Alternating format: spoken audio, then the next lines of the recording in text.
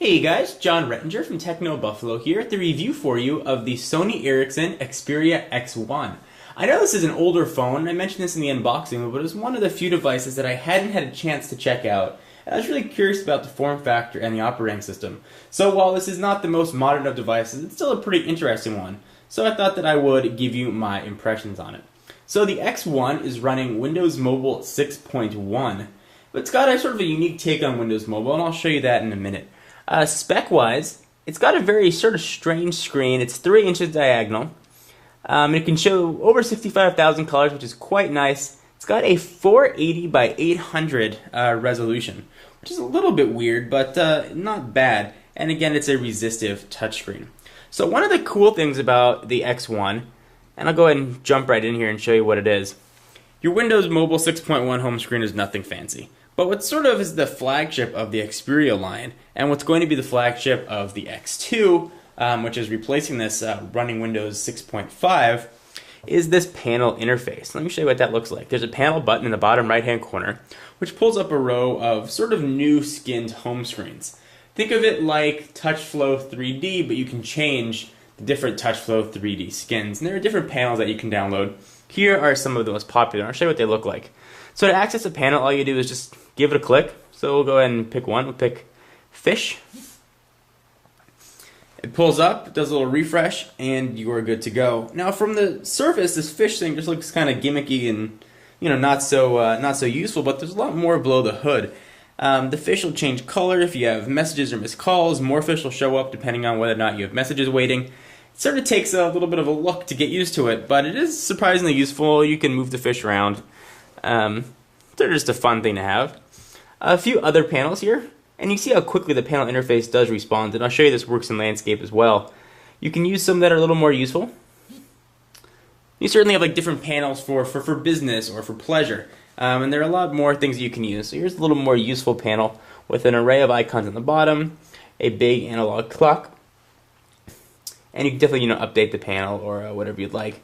And there are several choices here. You can go ahead and choose from. They range in different utilities. Some are more calendar-based, some are more media-based, and there are a few more that you can download. It does work in landscape. Go ahead and pop it open.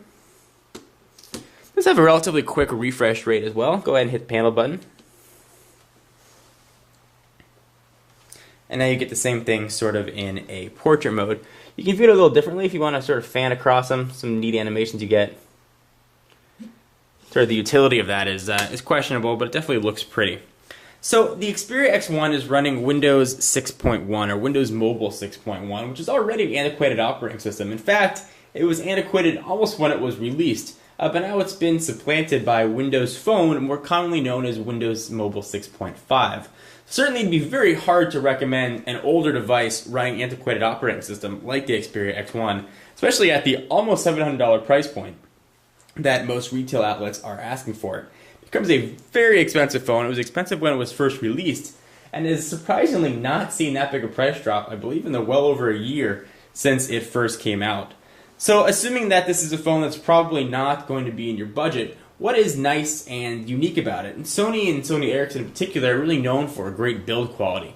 And the Sony Ericsson Xperia X1 really has probably some of the best build quality I've seen on a mobile device. It uses really strong metals. The spring and sliding mechanism is very solid. I believe this phone was actually built by HTC. It's got sort of an arcing slider, which you can see right there, makes typing really nice and easy. The keyboards are a little bit flush, or is a little bit flush, but they're really easy to type on. It's really easy to navigate with your fingers.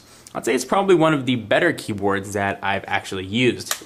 You feel definitely like you're using a quality device. The camera on the back is not the highest resolution, but it's certainly usable.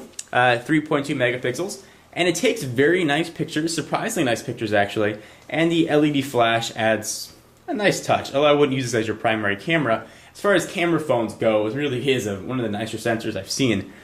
Solid metal back and solid metal feel. Call quality was very good. The radio seems to be pretty strong. Certainly you get this standard Windows Mobile 6.1 crashes, and I certainly had a few of them. But hardware-wise, it's a really nice device, and it makes me very optimistic for the X2 coming out that's replacing it. Improved processor speed, improved RAM, and really sort of a similar design. So I think that there's a lot to be said for the X1. I think that it paved the way for some of the future generation devices we're going to see from Sony Ericsson, like the X2 and the upcoming Android X10, which I believe is codenamed Rachel.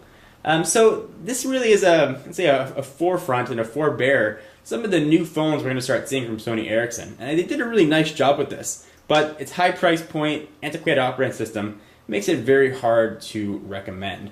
Anyway, I hope you guys enjoyed this review of the Sony Ericsson Xperia X1. I'm John Rettinger, and I'll see you in the next video. Bye-bye.